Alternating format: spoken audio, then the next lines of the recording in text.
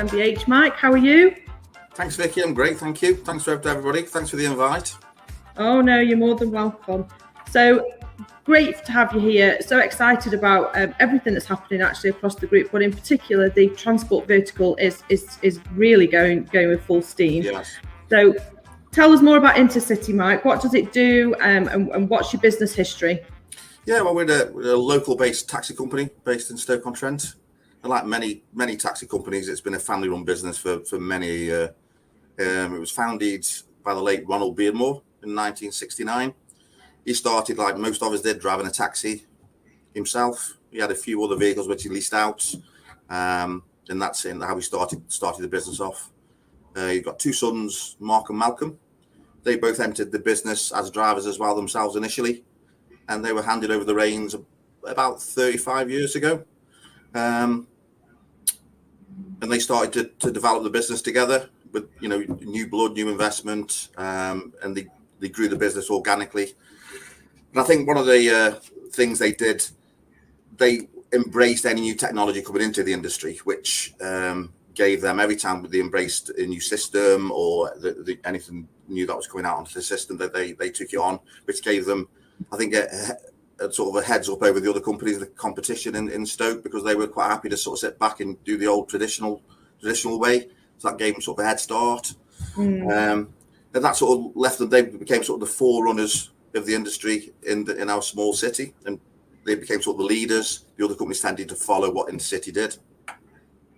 And they grew their own fleet. They grew quite rapidly, and they got mixture of owner drivers, leased vehicles, MPVs, wheelchair accessible, a mixture of their own cars. And with a lot of hard work, they became a well-respected name in Stoke for transport.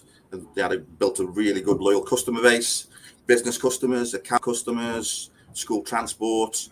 They had a separate airport division which did holiday makers and business transfers as well. Myself, I entered the business. I became a taxi driver with Intercity. That's why I first initially got in contact with them. And did that for many a year.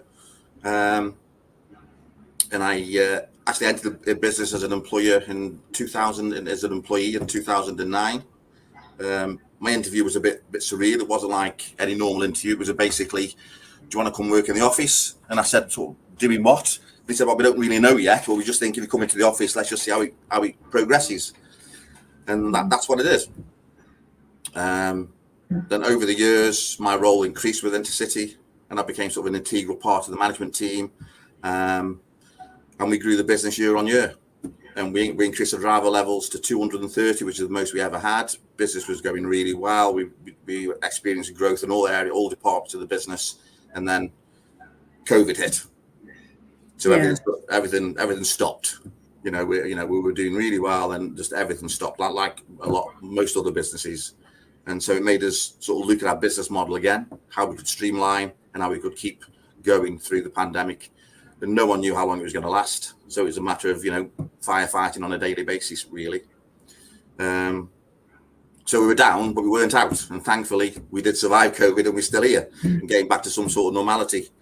Obviously, the industry across the board has lost a lot of drivers, which is a big problem. We're trying to get them back. And it's slow progress getting them back, but we are seeing a decent trickle coming back now. So we are getting back to some sort of normality. So our focus now will be for the foreseeable future, I would think, is recruitment, getting drivers back in. Because obviously we're getting bookings are sort of back to pre-COVID levels, but drivers aren't, which creates an obvious problem. But we are still here, and we're very, very excited about the new chapter. Yeah, I think many of the companies across the group, from talking to them, recruitment, that reopening, I think everybody's facing those similar challenges at the moment. Exactly. But it's a challenge everybody's, wanting to face. There are people looking for work, and it's definitely getting there. So are you settling into the group okay? How's it been? I know it's only been a few weeks, but how has it been when you first joined? What's it like for you? Well, initially it's a bit mind-blowing, because like a little family company like ourselves, that becoming a part of a bigger network was all like, it's a bit surreal. But we've had plenty of support from everybody. We're still getting plenty of support from everybody, plenty of guidance. So I do feel the transition's gone quite well. Oh, that's brilliant. And being a Stoke-on-Trent girl myself, yeah. I know what a great reputation Intercity's got. So I can absolutely brilliant. Say, yeah, I've been in a few Intercity taxis, Mike, over the years, but we'll talk about that another day. I'm going to bring in David, and obviously for investors, we've met David before on quite a few occasions, but obviously this whole collaboration piece and being part of MBH, what's your vision? How are you planning to grow this taxi vertical, which obviously you're clearly doing very successfully? Yeah, thanks, Vicky, and thanks, Mike. A great intro there, Mike. I thought very professional there. I just feel a bit naked without my Take Me T-shirt on this morning because I'm working from home, but I've got my. He's got his mug. Companies like Mike's. I mean, Mike's is a fantastic company, as you've just hit the nail on there, Vicky. Great reputation locally. They're a joy to work with. We're growing the vertical, as you know, the last 12 months at quite a speed. There is a niche in the market. We've had the onslaught of the American apps, Uber, and then the Eastern European one, Bolt, the Indian one, Ola, come in and take market share from us. One of their USPs is the fact that they've created a national brand. So if you're getting off a train in Leicester, Stoke, Banbury, Oxford, or any major town or city in the UK, then you're not always going to know that ADT in Leicester is the local taxi operator, or indeed Intercity in Stoke. So they've got the advantage of having a national brand. We've got the advantage being SMEs, where we've always had to make money and profit to survive. Whereas the Uber, I don't think have made any money, losing billions a year. Whereas we have to make money to survive. And how we've done that is by offering, quality of service. We're local people. We know the local drivers, the local customers. So this is our USP. So if we can bolt that together with a brand, a national brand across the UK, then obviously we've got the best of both worlds. We equally match their technology now, and we've got the USP that we still answer those phones. We can still deal with Mrs. Miggins going to the hairdressers who possibly wouldn't use an app. Somebody's lost some lost property. We can instantly deal with that. You don't have to send an email off to San Francisco and wait 72 hours for return. It's the quality of the service. So we can match the technology. All that's missing is a national brand. And actually working together, we're sharing talent. And there's talent in every business. Mike would have experienced this from our accounts team or from a guy doing the marketing.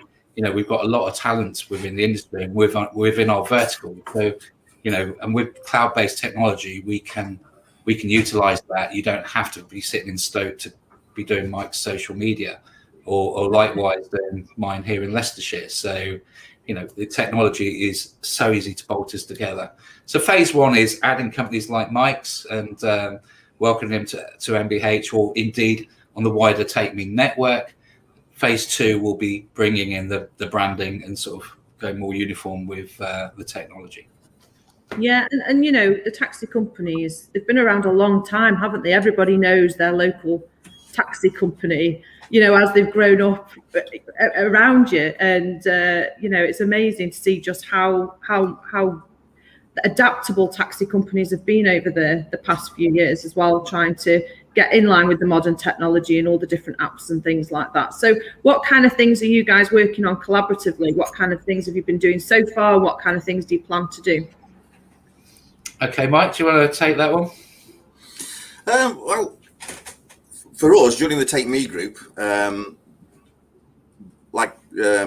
David's hit on, like the experience and the teams that are available to us, which is at this moment in these hard times, having a recruitment team, an accounts team, a sales team, brilliant social media management, all at your fingertips. And this is stuff that we've all done, but we were guilty of not doing it very well because things were going very nicely. Now things, now we have got to step up to the plate and get the business back to where they were. Being part of the Take Me Group and having that there is instrumental, really. And what we want to do is get support for back to where we were pre-COVID, which is what that's what we've got to focus on, getting that, and then obviously support us with our growth. And also we want to give back by being a good part of the Take Me Group, and we really like their vision, and we really want to be an instrumental part in their vision, and getting it right. And if we can help other people, the new companies coming on, we want to help do that with as well. But at this moment in time, with where we were, what we've gone through, and where we are now, I mean, we do feel we are exactly in the right place at the right time, and we're glad that we're here. Yeah, brilliant. And David, how's MBH been useful in your goal to build, it's not just the Take Me brand, but the transport vertical? It's been very useful. We get a lot of support, a lot of training. We've upped our game in terms of issues concerning the environment and your tuition, Vicky. Even yesterday, 2 members of our accounts team over at our Loughborough office were speaking to a training guy. So we're investing in training in our team. And actually, although we're in taxis, running a small business, we still have the same problems, such as recruitment, that guys in the building industry have. So it's learning from each other and all the other principals. We all have common problems, and being part of a larger network, as Mike says, takes a lot of a lot of weight off our shoulders, because we know there's somebody we can talk to. We don't have to do it on our own. We're in it together. Yeah. And Mike, just coming back to you briefly, I know you've only been in the group in a short time, but what are you really wanting to achieve? What's your top few goals that you'd like to achieve now that you're part of the group? Well, like I said, initially get back to where we were, because before COVID hit, we were doing really well. We were experiencing natural growth throughout our business, and everything was going really nicely. Bookings, driver levels, account customers coming on board, and we really just want to